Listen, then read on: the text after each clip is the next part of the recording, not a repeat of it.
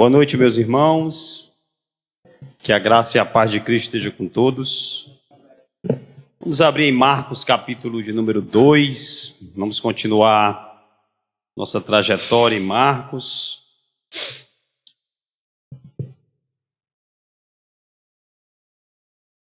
Enquanto os irmãos abrem, nós vamos recapitular o capítulo 2, que até agora nós vimos duas situações. O Evangelho de Marcos, ele está nos apresentando o rei e o reino de Deus. O reino de Deus e o seu rei.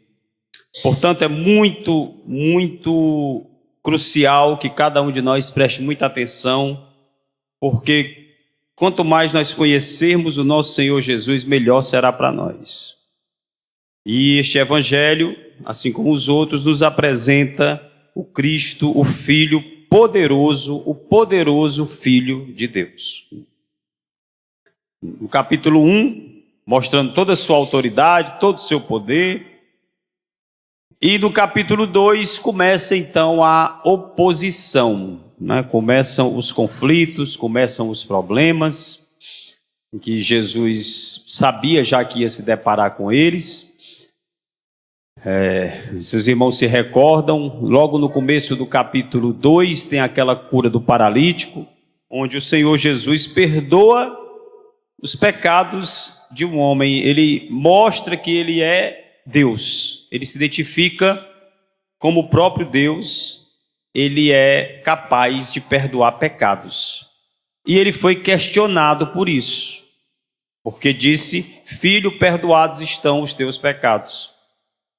Logo depois a gente viu aquele chamado de Mateus, o chamado de Levi. E Levi era um publicano, que tinha amigos publicanos, que tinha amigos pecadores, ofereceu um jantar, ofereceu um banquete ali na sua casa, e Jesus sentou e comia com publicanos e pecadores.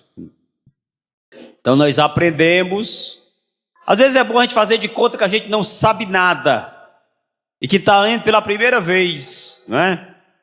Para a gente se impactar ainda, para a gente se sensibilizar ainda com aquilo que se diz sobre Jesus. Jesus é Deus, ele perdoa pecados. E Jesus, ele se fez homem, e Jesus acolhe pecadores, se senta na mesa com pecadores. Não para pecar, mas para lhes perdoar, para lhes curar, para lhes sarar. Porque não são os doentes que precisam, aliás, não são os que precisam de médico, e sim os doentes. Então ele foi questionado porque disse que perdoava pecado. Depois ele foi questionado porque sentava com publicanos e com pecadores. E agora ele vai ser questionado mais uma vez, a partir do versículo de número 18. Você observa aí. Provavelmente Jesus continuava na mesma mesa. Aqui não diz se é outro evento, se é outro momento, mas dá para a gente entender também que naquela mesma mesa havia discípulos de João e havia fariseus ali observando. E é dito aqui que os discípulos de João e os fariseus estavam ali jejuando, enquanto Jesus comia e bebia com publicanos e pecadores. Os discípulos de João e os fariseus estavam jejuando. Quem é que parece mais santo, né? E aí eles viram alguns dos discípulos e lhe perguntaram: por que motivo jejuam os discípulos de João e os discípulos dos fariseus, e os teus discípulos não jejuam? Perguntaram diretamente a Jesus. Então aí outro problema, outro questionamento.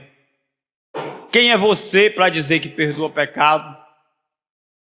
Por que você se senta e come com pecadores e publicanos? E por que os teus discípulos não jejuam? Então notem, irmãos, que Jesus ele vem mexendo em tudo. Ele vem mexendo numa estrutura que na cabeça daquele povo, só quem perdoa pecado é Deus. Estão certos. Mas eles não entenderam que Deus estava ali encarnado no meio deles. Na cabeça deles, publicanos e pecadores eram gente imunda, que não tinha direito ao arrependimento, que não tinha direito à revelação, que não tinha direito ao resgate, que não tinha direito à aliança. Mas eles estavam enganados. Jesus mostrou que eles estavam enganados. E agora eles vêm com essa questão do jejum, que Jesus também traz uma mudança, que depois eu fiquei lá em casa pensando, e me lembrando até das colocações que sempre o nosso irmão Jorge faz, que na verdade não é que ele estava trazendo uma mudança, ele estava trazendo a verdadeira revelação que Deus sempre entregou ao povo, mas que os homens modificaram com as suas tradições, né? E por isso eles fazem essa pergunta para Jesus, como quem diz assim: nós somos mais santos, porque nós jejuamos e os teus discípulos não jejuam. Tem algo de errado com você, Jesus, porque você não jejua e você não ensina os teus discípulos a jejuarem. E aí Jesus dá uma resposta que está no versículo seguinte, né? Ele diz assim: podem porventura jejuar os convidados para o casamento enquanto o noivo está com eles? Durante o tempo em que estiver presente o noivo, não podem jejuar. Talvez a gente não entenda muito bem, mas eles entenderam. Eles entenderam porque eles sabiam o que era uma festa de casamento naquela época. Nós também sabemos o que é uma na nossa época. Mas as festas de casamento dos judeus, elas duravam 7 dias. Quem quiser arriscar, né? Quem for solteiro ainda for se casar e quiser arriscar, fazer uma festa aí durante 7 dias seguidos, né? Fique à vontade. Era assim que os judeus faziam. E obviamente que naqueles 7 dias tinha muita comida e tinha muita bebida. E obviamente que não fazia o menor sentido uma pessoa que está dentro de uma festa de casamento dizer assim: eu decidi, agora que eu cheguei aqui nessa festa, eu decidi que eu vou jejuar. Qual é o sentido de alguém jejuar numa festa de casamento? Nenhum. Então Jesus está dizendo isso: se os meus discípulos estivessem jejuando agora, seriam eles como convidados a uma festa de casamento, na presença do noivo, e que não estão comendo. Ou seja, não tem sentido. Porque na minha presença eles estão, e na minha presença a fartura de alegria, diz o Senhor. Aqui o jejum está sendo associado a um momento de tristeza. O jejum está sendo associado a um momento de quebrantamento. E não era tempo de quebrantamento ali, nem de tristeza, era tempo de alegria. Jesus estava presente. Quando Jesus está presente, há fartura de alegria. Isso mostra que a nossa fé é uma fé alegre, né? Nós deveríamos ser mais alegres. Não que seja proibido a gente ficar triste, mas muitas vezes nós somos muito jururus, nós somos muito macambúzios, nós somos muito capiongos. Muitas vezes nós somos muito desanimados. Nós nos esquecemos de que conosco está o leão da tribo de Judá.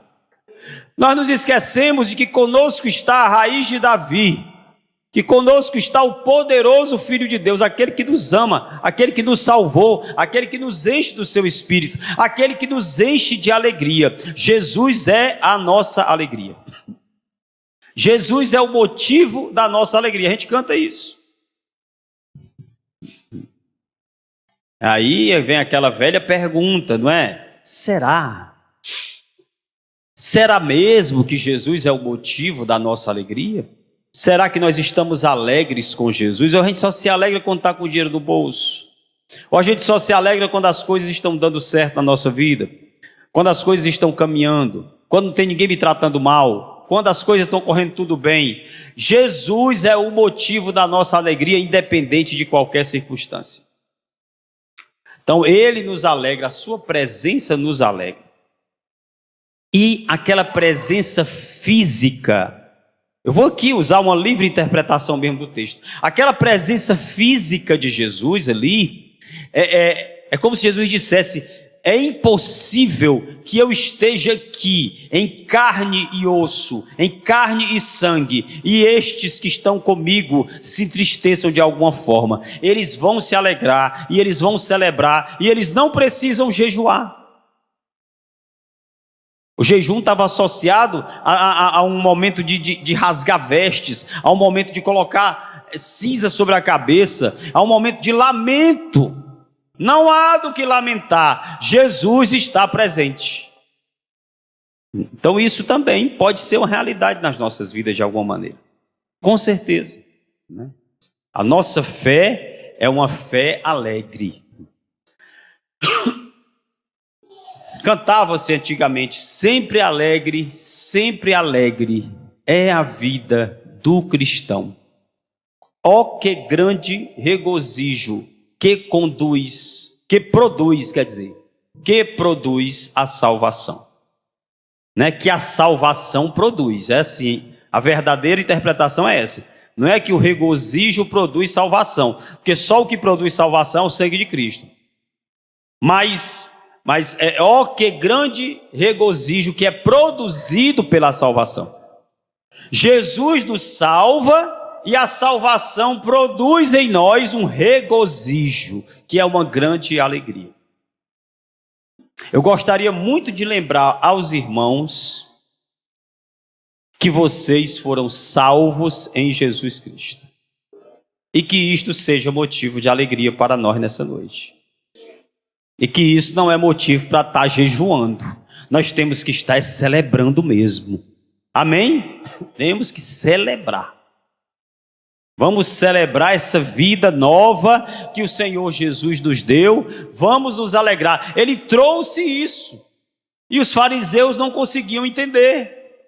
Achavam que isso era estranho, alguém se alegrar, que isso quebrava a santidade, que isso denunciava a falta de pureza, a falta de decoro. Não, nós somos alegres porque Jesus nos libertou. Nós somos livres.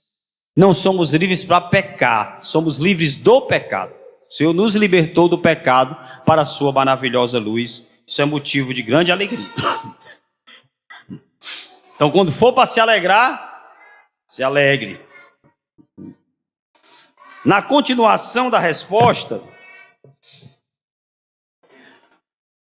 Jesus diz no versículo seguinte que dias virão, olha só, contudo, em que lhes será tirado o noivo, e nesse tempo jejuarão. Então, eu estou aqui agora, Jesus falando, o noivo, estou presente, fisicamente presente, mas eu serei tirado. Jesus falava de sua morte. Quando eu for tirado deles, eles jejuarão. Aí tem algumas interpretações para isso. Alguém interpreta dizendo que então só teve 3 dias que Jesus disse que era para jejuar no mundo inteiro. 3 dias. Que foram os 3 dias em que ele estava no seio da terra. Não é? Ele foi retirado. Ali não havia a presença do noivo. Mas depois daqueles 3 dias, ele voltou, ele ressuscitou. E a partir dali, não precisa mais jejum de forma alguma. Isso é uma interpretação. Eu não estou dizendo que é certo.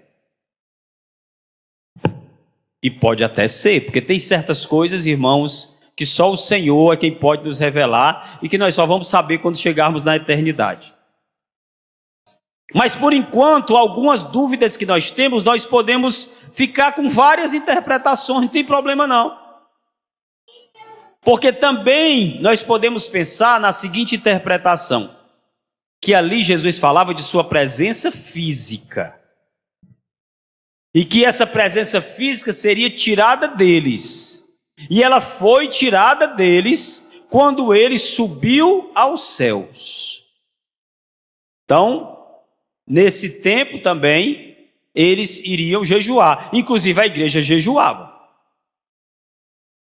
Mas eles jejuavam diferente dos religiosos.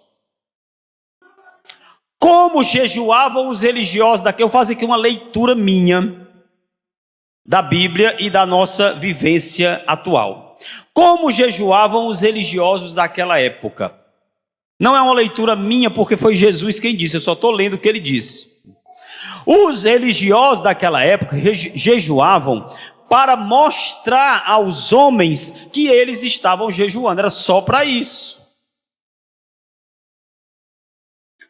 O objetivo do jejum para aqueles religiosos era apenas dizer: vejam, eu estou jejuando, olhem como eu sou santo. O que Jesus chamou de hipocrisia, que eu já expliquei aqui diversas vezes, mas não custa nada repetir. Hipócrita não é, irmãos, aprendam, hipócrita não é aquela pessoa que diz uma coisa e faz outra. Isso aí é o incoerente. Esse é o incoerente. Também está errado. Hipócrita é aquela pessoa que faz algo planejado para se exibir. Hipócrita é alguém que faz algo para ser visto pelos homens. Ele não faz para agradar a Deus, ele não faz para buscar crescimento espiritual, ele não faz para aumentar a comunhão com Deus, ele não faz para beneficiar os outros, ele faz para ser visto pelos homens. Inclusive a hipocrisia está referendada, a hipocrisia está legalizada e a hipocrisia ela é até estimulada. As pessoas muito falam um certo ditado, acho que vocês já ouviram: quem não é visto não é o quê? Lembrado. Esse é um dos ditados mais hipócritas que tem. Por quê? Porque a pessoa está confessando: eu sou hipócrita, eu estou aqui apenas para ser visto, a fim de que eu seja o quê? Lembrado, e assim me beneficie de ter sido visto por algum homem, né? Então era assim que os fariseus jejuavam. Era assim também que eles oravam. Eles oravam para serem vistos pelos homens. Eles não oravam para buscar a presença do Pai. Eles não oravam para se quebrantar na presença de Deus. Não oravam para interceder por alguém. Eles oravam para que os homens vissem eles orando. Da mesma forma, o dar esmolas, o ajudar pessoas carentes. Eles faziam isso para serem vistos pelos homens. Então essa era a atitude hipócrita dos supostos e falsos santos daquela época. Eu disse que ia falar só do jejum, aí eu meti aí a oração e a caridade no meio. Hoje, talvez não tanto hoje, mas há um tempo atrás, né? Porque hoje em dia, jejum é coisa que quase não acontece na igreja. E jejum é coisa que quase ninguém mais faz, se comparado a 30 anos, 40 anos atrás. Eu acho que eu não estou errado não, nessa minha estatística, né? Eu não posso afirmar com certeza, porque tudo hoje em dia tem que ser por estudos, né? Aí eu teria que dizer que estudos indicam que hoje em dia ninguém jejua mais na igreja. Não, eu imagino, eu tenho uma impressão, e eu tenho a impressão que eu estou certo. Quase ninguém mais jejua. Mas há uns 20, 30, 40 anos atrás, o povo jejuava. E tem alguns ainda que continuam jejuando. Só que eles jejuam, muitas vezes, esse povo de hoje, de 30 anos para cá, jejuam como uma moeda de troca. Meu filho está doente, vou jejuar para Deus curar.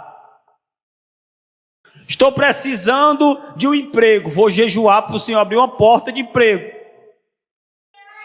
Fulano de tal está precisando de uma libertação espiritual. Amém. É bonito demais. Esse interesse é bonito demais. Vou jejuar por ele. Mas, irmãos queridos, você andando, passeando pela Bíblia, você não encontra jejum nenhum com esse tipo de intenção. Jejum bíblico é para mortificar a carne, é para se aproximar no Espírito de Deus. Se aproximar no Espírito de Deus. Inclusive, isso encontra confirmação nesse texto aqui. Porque Jesus falou assim, ó, se eu estiver perto, não precisa jejuar, mas se vocês me sentirem longe, jejuem, até que vocês me sintam de novo o quê? Perto. Então parece que esse texto aponta que o jejum deveria existir ainda hoje, para que nós ficássemos ainda mais perto de Jesus. Ele disse assim, eu vou ser retirado. Nós não podemos dizer que Jesus nesse momento se retirou. Jesus está aqui conosco, ele está presente, amém? Então a gente podia dizer, então se Jesus está presente, não é para jejuar. Certo, Jesus está presente, Jesus está presente. Porém, muitas vezes, mesmo ele presente, você não percebe ele perto. Por quê? Jesus está presente, mas Jesus muitas vezes não está perto. Por quê? Porque você, me permita dizer você, viu? Mas eu também estou no meio. Porque você está longe. Ele está perto. Ou não é ele que não está perto, é você quem está longe. E por que você está longe? Porque você está capturado, porque você está agarrado, porque você está focado, porque os teus olhos estão voltados para as coisas daqui. E as coisas daqui, elas podem ser representadas no comer e no beber. As coisas mais básicas daqui é um prato de arroz com feijão e farofa e ovo frito ou um bifezinho. Então, quando alguém jejua, ele está querendo dizer assim, eu quero me afastar por um tempo das coisas daqui, a fim de que eu me aproxime mais das coisas de lá, ou melhor, da pessoa de lá, daquele que é do alto, de Jesus de Nazaré. Eu quero ficar perto dele. É para isso que a gente tem que jejuar. Então, se você quiser jejuar, jejue por isso. Jejue por isso. Eu, sinceramente, não consigo me lembrar muito de algum texto de jejum assim, com interesses próprios, interesses pessoais, assim, coisas que eu quero que aconteça, eu vou jejuar para acontecer. Então, Jesus falou, estou confundindo aqui Jesus com jejum toda hora. Jesus falou que o jejum deve acontecer ainda, mas é de outra maneira. É por isso que, encerrando, ele conta esta parábola, curtinha.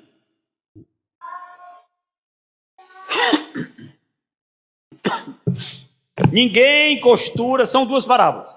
Ninguém costura remendo de pano novo em veste velha, porque o remendo novo tira parte da veste velha e fica maior o buraco, a rotura. Ninguém põe vinho novo em odres velhos. Do contrário, o vinho romperá os odres, E tanto se perde o vinho como os odres. Mas põe-se vinho novo em odres ou odres novos. Me conta isso aí. Jesus estava falando de um vinho novo. Jesus estava falando de um pano novo. Dá para entender, irmão? Eles conheciam o jejum de um jeito. Jesus está falando jejum de outro jeito. Eles conheciam oração de um jeito. Jesus está falando de oração de outro jeito. Eles achavam que só o Deus Pai, único, espiritual, Deus que é espírito, perdoa pecados. E é verdade, mas eles não sabiam que Deus estava encarnado diante deles. Isso é pano novo, isso é vinho novo. Lendo o Sermão da Montanha, várias vezes Jesus falou: ouvistes o que foi dito, vinho velho. Eu, porém, vos digo, o quê? Vinho novo. Entenderam? É porque eu não vou aqui para o Sermão do Monte dizer as coisas que ele disse. Você vai lá e lê. Quando você estiver lendo o Sermão do Monte, e ele disser lá: ouvistes o que foi dito, né? Amarás o teu próximo e aborrecerás o teu inimigo. Eu, porém, vos digo: você deve amar o seu inimigo e orar pelo que te persegue. Se o teu inimigo tiver fome, dá-lhe de comer. Se ele tiver sede, dá-lhe de beber. Nunca ninguém tinha ouvido isso daquela forma. Era vinho novo. E eles bebiam vinho velho. É uma doutrina de Jesus que ele está chamando de vinho novo. Mas aí eu fiquei pensando também lá em casa, que esse vinho novo, agora vai correr o risco de confundir a cabeça de vocês, né? Esse vinho novo, ele é mais velho do que o vinho velho. Não sei se dá para você entender. Por quê? Porque essa verdade que Jesus traz, ela é verdade desde antes da fundação do mundo. Entenderam? Então, o que Jesus está chamando de vinho velho foram coisas que os homens inventaram. E a verdade de Jesus, ela não foi inventada depois das coisas que os homens inventaram. A verdade de Jesus, ela é desde antes da fundação do mundo. Portanto, ela é muito mais velha do que esse vinho velho que eles serviam. Porém, é chamada de vinho novo. Por quê? Porque todo dia esse vinho é novo. Ele é muito velho, mas todo dia ele é novo. Todo dia ele é atual. Todo dia. Né? Ele serve para todos os dias da história humana. Ele serviu para o passado, ele serve para o presente e ele servirá para o futuro, porque a palavra do Senhor é eterna. Então a doutrina que Jesus, escute bem, a doutrina que Jesus está trazendo não é uma coisa nova que ele inventou, é algo que já existia no coração dele, e Jesus é eterno em Deus, o Deus Filho é eterno, essa doutrina é eterna, esse vinho é muito velho, mas ele também é muito novo. Amém? Deu para... Aí ele está comparando com o vinho velho, por quê? Porque na cabeça daquelas pessoas ali, o que Jesus estava trazendo era novo. E ele estava dizendo assim, ó, e vocês têm uma estrutura, vocês criaram uma estrutura, criaram um conjunto de leis, criaram um jeito de ser, que o pano novo que eu estou trazendo, se eu colocar para remendar os buracos do pano velho que vocês têm, o pano velho de vocês não vai aguentar. O vinho que eu estou trazendo, se eu colocar nos odres velhos que vocês criaram, não vão aguentar esses odres velhos, não vai caber. O que eu trago não cabe dentro da religião. Era isso que ele estava querendo dizer. O que eu trago não cabe na tradição de vocês. Vocês não aguentam. Por isso que eu vou expandir tudo. Eu vou expandir o templo, eu vou expandir o amor, eu vou expandir a relação dos casais, eu vou expandir a relação entre as pessoas, eu vou expandir o sábado. Eu creio que Jesus expandiu até o sábado. Que inclusive será a próxima passagem, porque eles vão agora, como diz aqui o cearense, botar queixo com Jesus em relação ao sábado. Não é? Porque estão colocando agora em relação ao jejum. Eu vim mostrar para vocês como é que as coisas realmente são, porque vocês criaram tradições humanas, inventaram coisas que são de homens, cargas pesadas que vocês colocam sobre os outros e não movem nenhum dedo para mexer, porque vocês só querem aparentar santidade, porque não passam de um bando de hipócritas. Então, cuidado, meus irmãos, com a hipocrisia. A coisa mais importante de você estar aqui, uma das, né? Não posso dizer a coisa mais importante, fica muito assim, muito forte. Mas uma das coisas mais importantes que eu queria deixar é assim, a gente pensar nas nossas intenções. Qual é a tua intenção? Vamos começar desse momento agora. Qual é a sua intenção em estar aí agora, nesse instante aí, sentado? Para que é que você está aí? Para quê? É para refletir. Alguém que ainda sintoniza, não é, uma mensagem como essa, eu pergunto também, por que você está ouvindo essa mensagem?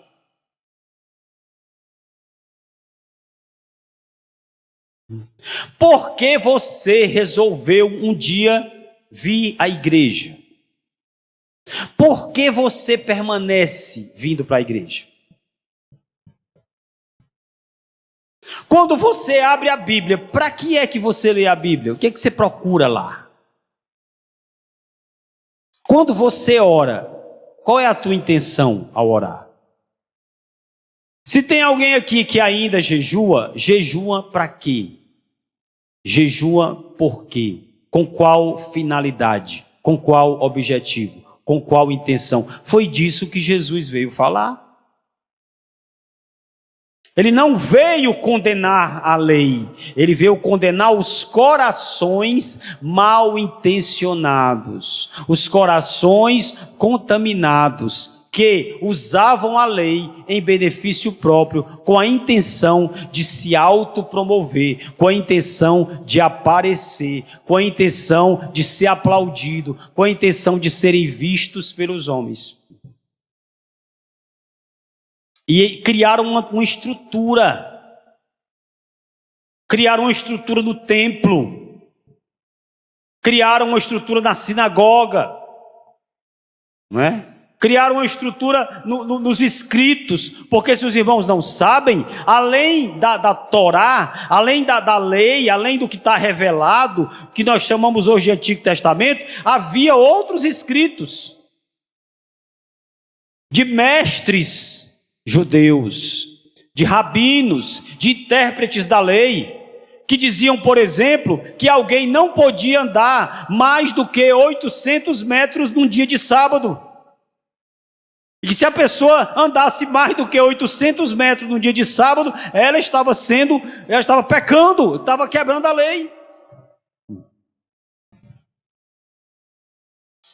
Que dizia, por exemplo, subtende-se na parábola do fariseu e do publicano, que existia uma tradição, uma invenção, que as pessoas tinham que jejuar 2 vezes por semana. Que inclusive alguns livros mostram que era dia de segunda e quinta. É informação inútil, não interessa que dia era. Mas o fato é que era 2 vezes por semana, porque era assim que o fariseu da parábola batia no peito e dizia assim: eu jejuo 2 vezes por semana. Ele falava de oferta também, não é? É outra pergunta que dá para fazer. Por que você oferta? Para que você oferta? Você que ainda oferta, não é? Porque nós passamos por duas crises muito grandes podem haver em relação à oferta. Primeiro, uma avareza miserável que faz com que alguém simplesmente não contribua com absolutamente nada. E outro problema que é alguém contribuir esperando receber em dobro, em triplo, em quíntuplo ou 10 vezes mais. Ou então com medo do gafanhoto. Porque é outra pergunta que eu poderia incluir, não é? Quando você oferta, para que você oferta? O pessoal que entrega o dízimo, o pessoal que faz questão de fazer aquele cálculo de 10% do que recebe do salário e entrega na igreja, para que é que você faz isso, irmão? Porque se for com medo do resto você gastar na farmácia, você está contaminado pela lei do farisaísmo. Você não entendeu absolutamente nada.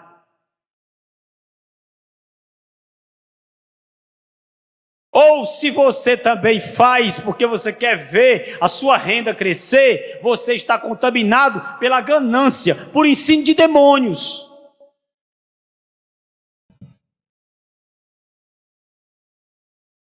Seria muito triste se alguém provasse por A mais B. Se alguém provasse por A mais B, dentro da Bíblia, que o dízimo passou. Eu não estou dizendo que passou, eu não vou entrar nesse mérito. Se alguém provasse por A mais B, pela Bíblia, fazendo um estudo bíblico, mostrando os textos bem direitinho, e dizendo, olha, assim como a circuncisão, assim como os sacrifícios de animais, não é? Assim como toda aquela lei mosaica passou, o dízimo também passou. Vocês não estão obrigados em relação ao dízimo. Se alguém provasse isso, e dentro de uma igreja tivesse 10, 15, 20 pessoas que tivessem aquela preocupação em dar essa contribuição, provavelmente a maioria ia parar de dar. É triste, né, irmão? E essas pessoas só estariam provando uma coisa, que elas não tinham entendido nada, porque elas estavam tentando fazer uma barganha, uma negociação com Deus. Pelo medo, pela culpa ou pela ganância. Enquanto que o Cristo, quando veio para primeiramente nos salvar, e nos salvando produzir em nós frutos vindos do amor, de tal maneira que todas as coisas que nós fazemos depois de termos nos encontrado com Cristo, nós fazemos porque amamos. E tudo que não tem amor é pecado. E tudo que não tem amor não tem valor. É só um sino que retine. É só um metal fazendo zoada. É só uma luzinha piscando, um pisca-pisca de Natal. Parece que é alguma coisa, mas não é nada. Porque até se eu der o meu corpo para ser queimado, supostamente por alguma causa nobre, mas se não foi por amor, de nada valeria, disse o apóstolo Paulo. Então todas estas coisas que fazemos depois do Cristo, elas devem estar encharcadas de amor. Eu estou aqui na igreja porque eu amo o meu Senhor e eu amo os meus irmãos. Eu faço oração porque eu amo o meu Deus e eu quero estar perto dele. Eu jejuo para ficar mais perto daquele que é o amado da minha alma. Quando eu contribuo porque há um amor dentro de mim que não é meu, não é porque eu sou um grande ser amoroso, é porque ele e está escrito que Ele derramou em nossos corações o seu amor pelo Espírito Santo que nos foi dado. Está escrito, Ele derramou o seu amor em nossos corações. Então escolhamos nos mover por esse amor, não nos movamos por outra coisa. Não se mova por ganância, não se mova por medo, não se mova por culpa, se mova por amor. Este é o vinho novo que o Senhor Jesus veio para dar. Aí você tem que modificar, Jesus tem que modificar a tua mentalidade, porque a tua mentalidade é como o odre. Sabe o que é o odre? O odre era um saco de couro de animal. Imagine um cabritinho. O cara matou o cabrito, arrancou a cabeça do cabrito, não é? Tirou todas as entranhas do cabrito. O que é que sobra? O couro, né? Sobra o couro do lombo, sobra o couro das patas, né? Ele corta ali também aquela parte do rabo, ele amarra em cima, faz uma sacola, uma espécie de sacola com uma boca, uma entrada, com o couro daquele animal. Isso é um odre. Se ele acabou de fazer isso, ele é um odre novo. Aí ele coloca vinho novo lá dentro. O que vai acontecer com o vinho? Vai fermentar. Vai acontecer um processo lá dentro que o vinho vai se expandir. Ele vai aumentar. Vai ter liberação de gases ali dentro. Aí como o couro é novo, o couro vai também esticar. Sim ou não? Mas se o couro for velho, né, couro velho? Negócio do couro velho, né? Se o couro for velho, ele estica ainda? Hã? Couro velho estica? Porque não tem mais o que esticar, esticou tudo que tinha que esticar. Se eu colocar vinho novo num odre de couro velho, o que vai acontecer? O vinho vai se expandir. Quando o vinho se expandir, o couro não tem mais como se esticar. O que vai acontecer? Entenderam? Por isso tem que haver uma modificação. A modificação na doutrina, já expliquei, mas tem que ter uma modificação na nossa mentalidade, para a gente aguentar, a gente aceitar as palavras de Jesus, porque tem gente que não aceita. Às vezes é uma coisa simples que eu falo, o pessoal fica todo assim, todo cheio de coisa que eu falava, né? Hoje em dia o pessoal está mais acostumado comigo. Eu dizia assim, irmão, não tem problema se tu orar sentado. Eita, irmão, tem que orar em pé com a mão para cima, tem que orar de joelho, irmão. Essa pessoa, ela é um odre velho, que não aguenta vinho novo. Tem que romper essas estruturas. Quando eu dizia, isso aqui não é um lugar sagrado, tinha gente que se tremia todinho. Porque ainda estava com a cabeça de odre velho. Lugar sagrado somos nós. Mas por que as pessoas faziam isso? Boa intenção, de quê? De preservar o sagrado, com medo da gente se tornar um libertino, com medo da gente se tornar um desrespeitador, com medo da gente se tornar um irreverente. Mas a gente não se torna não, porque quem entende a mensagem de Jesus, fica mais reverente, fica mais íntimo do Senhor, fica mais contemplador daquilo que é sagrado, fica mais respeitador daquilo que é santo. Porque o vinho novo não nos libera para sair pecando, não. O vinho novo nos faz santos de verdade. Porque o vinho velho só produzia santos de mentira, gente hipócrita, sepulcro caiado. Por fora, bela viola, por dentro, pão bolorento, que é a mesma cor de pão mofado. E Jesus vem nos libertando de dentro para fora, com o seu vinho novo, nos transformando em odres novos, nos dando uma mentalidade nova. Louvado e engrandecido seja o nosso Senhor e Salvador Jesus Cristo. Que essa palavra chegue em nós, nos quebre, nos ajuste, nos aperfeiçoe, para a glória de Deus e para a nossa salvação. Amém.